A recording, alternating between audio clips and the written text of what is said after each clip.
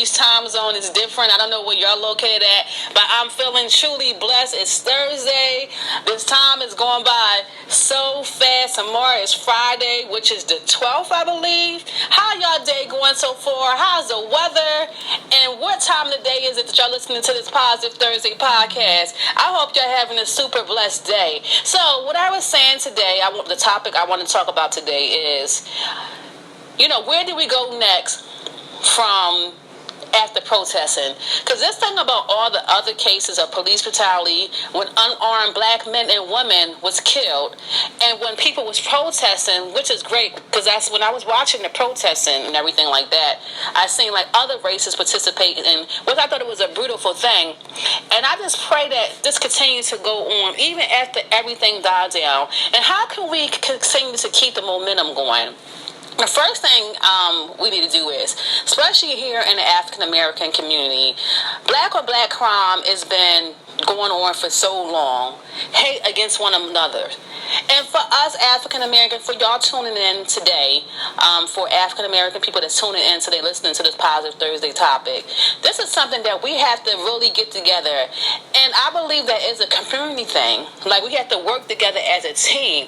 If we keep hating on each other, putting each other down, and just killing each other, it's like there's no reason. I never seen really that. How many other ethnic background groups you see killing each other? Did you hear on the news? Right? Or that you hear a lot. You don't hear too much about other backgrounds killing each other. But it's us. And I'm talking about this because this has been going on for a long time. I know that as many of you are getting tired of the same thing, and so am I. So this is how we can at least, I know things might not change overnight, but if each one of us take a step in doing our part in our own community, working together as a team, I believe that we can create the changes that we want. The first thing we can do is just have a town hall meeting every month, at least like once or twice a month, getting together, trying to figure out what can we do to stop black on black crime, like have like community activities, and especially like for these young kids. There's so many kids dying at a alarming rate. I mean, young kids. It's like our kids supposed to be burying us. We're not supposed to be burying our kids. So this is what we can do. Some of my suggestions: have community meetings twice a month. Everybody come out. We talk about what can we do, like different like community function, like fundraisers, like fun stuff that we can bring the community together, and things that our kids can do. Because remember how growing up, how they had like camps and after school programs and stuff like that, to where as though it was like we didn't have the parents didn't have to pay anything, and they had like counselors and stuff, and they had funding, that would pay for that. And the people that's and for the representatives that's a part of these communities, my thing to each one of you is, I know it takes more than one person to do everything, but what kind of things are y'all doing to push to get these fundings and doing the right thing? Because sometimes the people that's in positions that have the power to change things, they take advantage too. So just because a person is in a position like a group leader in a community doesn't mean that they're genuine.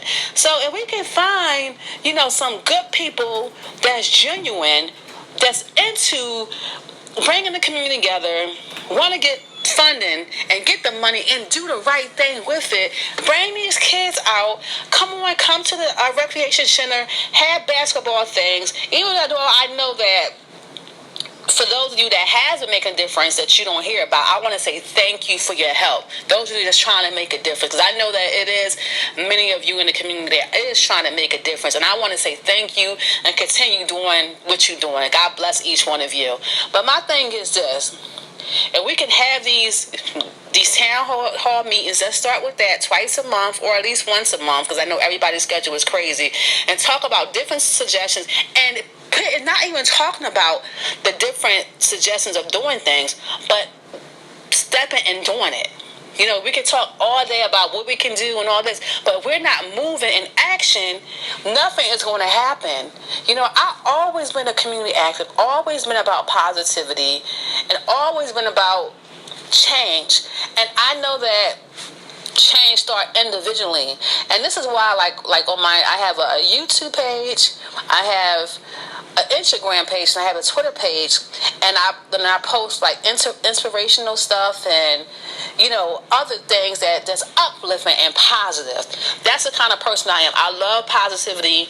I like to give out positive energy. But to be honest with each one of you, I have my days where I be stuck in the zone. I be, I kind of say like, how everybody had a good and bad days. But besides all that, I still try to be a good person and try to treat people the way I want to be treated. So the first thing I was saying is what can we do next after protesting? I mentioned about the town hall meetings. So we live in a big state. It's so many big states all around the world.